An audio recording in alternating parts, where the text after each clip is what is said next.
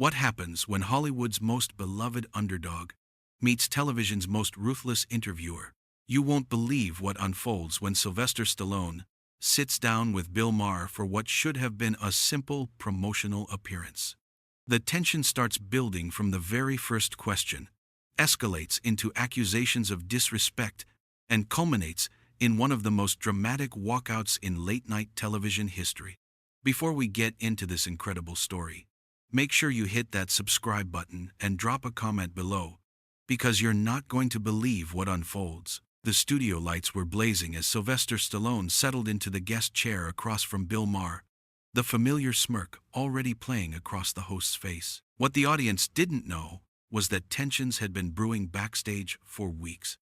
Stallone had specifically requested that certain topics remain off-limits: his family, his past financial struggles, and most importantly, his political views. But Bill Maher has never been one to respect boundaries, especially when ratings are on the line. "So Sly," Maher began, leaning back in his chair with that trademark condescending tone, "you're here to talk about your latest project, but I have to ask, don't you think it's time to hang up the boxing gloves? I mean, you're pushing 80 here." The audience chuckled nervously, but Stallone's jaw tightened visibly. "Well, Bill, age is just a number. I'm still in better shape than most guys half my age, and I've got stories left to tell." "Stories, sure," Maher interrupted, his voice dripping with sarcasm. "But let's be honest here. How many more times can you play the same character? Rocky, Rambo, it's all the same grunt and punch formula, isn't it?" The veteran actor's hands clenched slightly, but he maintained his composure. "These characters mean something to people, Bill. They represent hope, perseverance, the American dream." "The American dream?" Maher cut him off again, leaning forward predatorily. "Come on, Sly.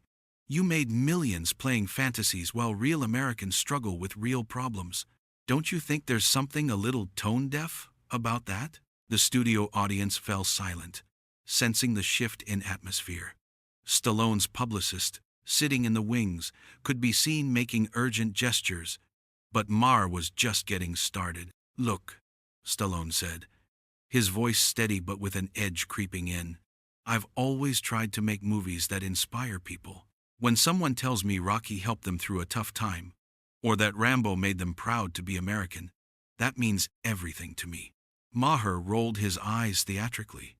"Rambo made them proud to be American? You mean the character who single-handedly mowed down hundreds of Vietnamese soldiers? That's your idea of inspiring cinema?" "That's not what those movies were about," Stallone replied, his Brooklyn accent becoming more pronounced as his irritation grew. "They were about a soldier dealing with trauma, about how we treat our veterans." "Oh, please," Maher scoffed, waving his hand dismissively. "They were about selling tickets with explosions and body counts. Let's not pretend there was some deep social message buried in all that testosterone-fueled nonsense." The camera caught Stallone's reaction perfectly, a flash of genuine hurt crossing his weathered features before the professional mask slipped back into place. But Bill Maher, sensing blood in the water, pressed his advantage. "And speaking of messages," Maher continued, "I find it fascinating how you've managed to stay so quiet about politics lately. For someone who made a career playing American heroes, you sure seem reluctant to take a stand on anything that matters." This was exactly what Stallone had hoped to avoid. His publicist was now frantically shaking her head from the sidelines, but it was too late. The host had crossed the line they'd specifically drawn. "My personal politics are my own business," Stallone said firmly. "I'm here to talk about my work, not to be your political punching bag." "Punching bag?" Maher laughed coldly. "I thought you'd be used to those by now. But seriously, don't you think your fans deserve to know where you stand? Especially after playing all these patriotic characters?" The audience was completely silent now, the tension in the room palpable. Even Maher's usual band of sycophantic panelists looked uncomfortable. "What I think," Stallone said, his voice growing louder, "is that people can enjoy a movie without needing a political lecture from the guy who made it. Not everything has to be about your agenda, Bill." "My agenda?" Maher's eyebrows shot up in mock surprise. I'm just asking honest questions. Isn't that what journalism is supposed to be about? Journalism? Stallone stood up slightly in his chair, his famous temper finally beginning to show.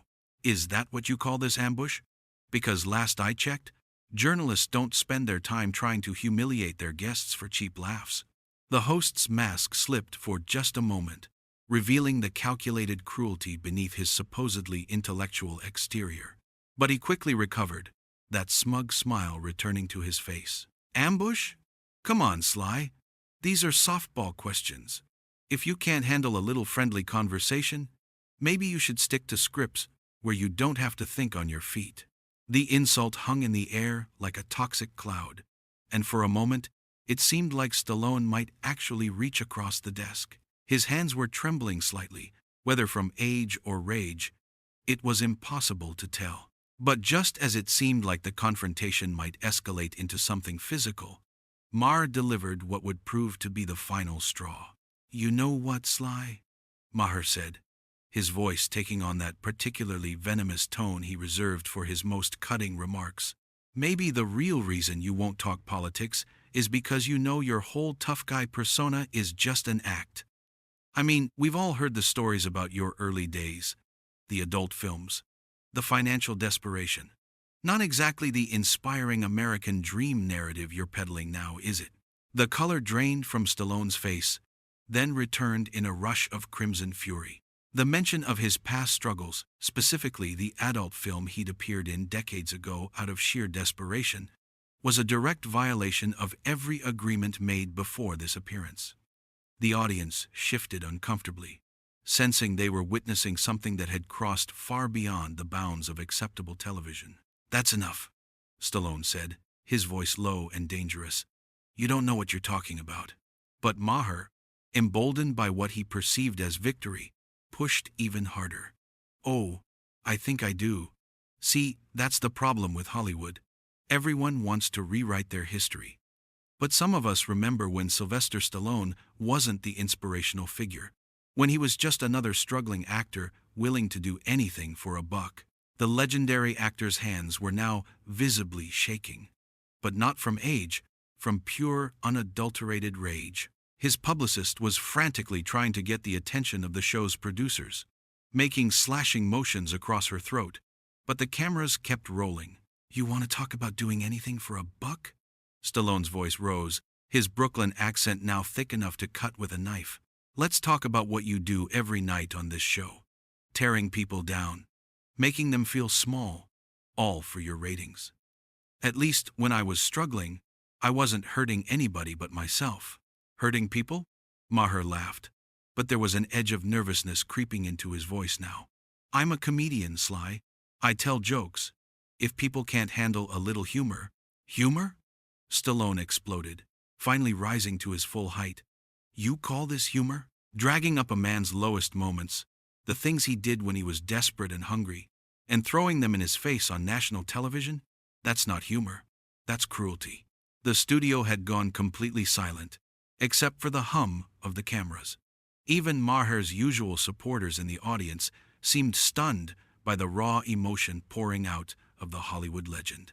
Look, I didn't mean, Maher started, but Stallone cut him off with a gesture so sharp it made the host flinch. No, you meant exactly what you said. You researched it, you planned it, you waited for the right moment to stick the knife in. And why? Because I wouldn't play your political games? Because I wouldn't dance to your tune like all your other guests? Maher's composure was cracking now, his trademark smirk wavering as he realized he might have pushed too far. Sly, come on, let's just what? Pretend you didn't just humiliate me on national television? Pretend you didn't violate every professional courtesy? Every basic standard of human decency? Stallone's voice was building to a crescendo, his famous intensity now focused entirely on the host across from him. The camera caught every nuance of the confrontation. Maher's nervous laughter, Stallone's clenched fists, the uncomfortable shifting of the studio audience. This was television gold, but it was also a career-defining moment for both men. Everyone knows about your past, Maher said, trying to regain his footing. It's not like it's some big secret. It's not about secrets, Stallone roared, slamming his hand down on the desk with such force that Maher's coffee mug jumped. It's about respect. It's about basic human decency. Something you clearly wouldn't recognize if it bit you on your smug, self-righteous ass. The audience gasped at the profanity. But Stallone was beyond caring about television standards now. Decades of bottled-up frustration with critics and cynics like Maher were pouring out in a torrent of righteous anger. You sit there in your ivory tower, he continued, pointing an accusatory finger at the host, judging everyone else, tearing down everything that gives people hope or inspiration. What have you ever created, Bill? What have you ever built that made someone's life better? Maher tried to interrupt, but Stallone was in full flow now, unstoppable as a freight train.